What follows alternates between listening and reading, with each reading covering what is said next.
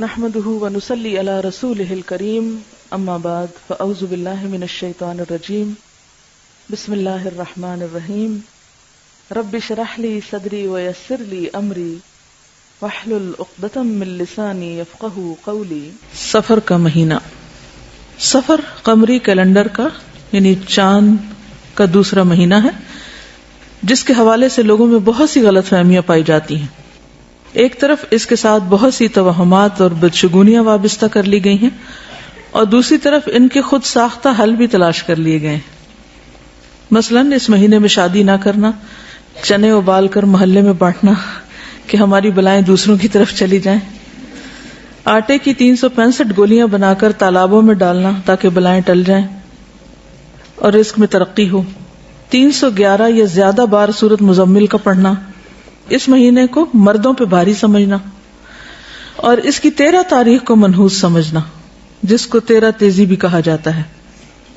لیکن حقیقت یہ ہے کہ ان باتوں کی ہمارے دین میں کوئی حیثیت نہیں، کوئی حقیقت نہیں ہے۔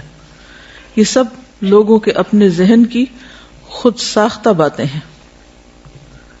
انسان کے اصل نفع نقصان کا مالک کون ہے؟ اللہ رب العزت، اور ہمارا اس پر بھرپور یقین ہونا چاہیے۔ لیکن افسوس کی بات یہ کہ شیطان انسان کو ہر زمانے میں حق سے دور لے جاتا رہا اور اس کو اللہ کے بارے میں، دین کے بارے میں، خود اپنی ذات کے بارے میں، نفع نقصان کے بارے میں شکوک و شبہات میں مبتلا کرتا رہا۔ اس لیے ہم دیکھتے ہیں کہ ہم سے پہلے اہل کتاب کے اندر بھی بہت سی ایسی چیزیں پائی جاتی تھی۔ اس لیے بے حد ضروری ہے کہ ہم سب اس معاملے میں بہت احتیاط برتیں۔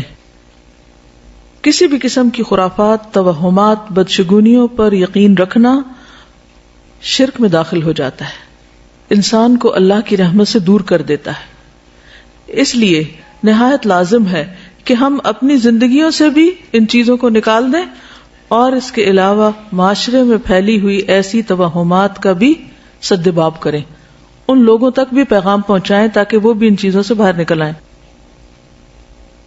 سفر کا مہینہ عام مہینوں کی طرح ایک مہینہ ہے۔ اس میں رسول اللہ صلی اللہ علیہ وسلم نے معمول کی عبادت کے علاوہ نہ کوئی خاص عبادت کی ہے، نہ ہمیں اس کا حکم دیا ہے۔ جیسے ذوالحج میں حج ہوتا ہے، روزے، صدقہ خیرات، تکبیرات وغیرہ، اور اسی طرح محرم میں 10 محرم کا روزہ رکھا جاتا ہے۔ لیکن سفر کے مہینے میں نہ تو کسی روزے کا حکم ہے، کھائیں پیئیں، اور نہ ہی کسی اور خاص عبادت کا حکم ہے، اور نہ ہی آپ نے کسی خاص بلا سے بچنے کے لیے خبردار کیا ہے۔ کہیں بھی یہ نہیں کہا کہ اس مہینے میں بلائیں نازل ہوتی ہیں یا کسی قسم کی کوئی پریشانیاں آتی ہیں یا کسی پہ یہ بھاری ہے اور کسی پہ ہلکا ہے، ہرگز نہیں، کچھ بھی ایسا نہیں۔ توہمات اور شگون جو اس ماہ سے منسوب کیے گئے ہیں ان کی کوئی حقیقت نہیں۔ اتفاق سے نبی صلی اللہ علیہ وسلم کی بیماری کا آغاز بھی اس مہینے میں ہوا، تو اس سے لوگوں کا اور زیادہ وہم پختہ ہو گیا کہ نعوذ باللہ یہ مہینہ مصیبتوں کے آنے کا مہینہ ہے۔ تو اصل بات کیا ہے جو نبی صلی اللہ علیہ وسلم نے اس صحابی کو فرمائی تھی نا کہ دیکھو سارے لوگ مل کر اگر تمہیں کوئی نفع دینا چاہیں، کوئی نفع نہیں دے سکتا جب تک اللہ نہ چاہے، اور سب مل کر اگر تمہیں کوئی نقصان پہنچانا چاہیں، کوئی نقصان نہیں دے سکتا جب تک اللہ نہ چاہے۔ قلم رکھ دیے گئے اور سیاہی خشک ہو گئی۔ اصل فیصلہ یہی ہے۔ تو اصل نفع اور نقصان اللہ کے ہاتھ میں ہے۔ یہی چیز انسان کی توحید کو پختہ کرتی ہے۔ اسی پہ ہمارا علیہ توکلت و الیہ انیب۔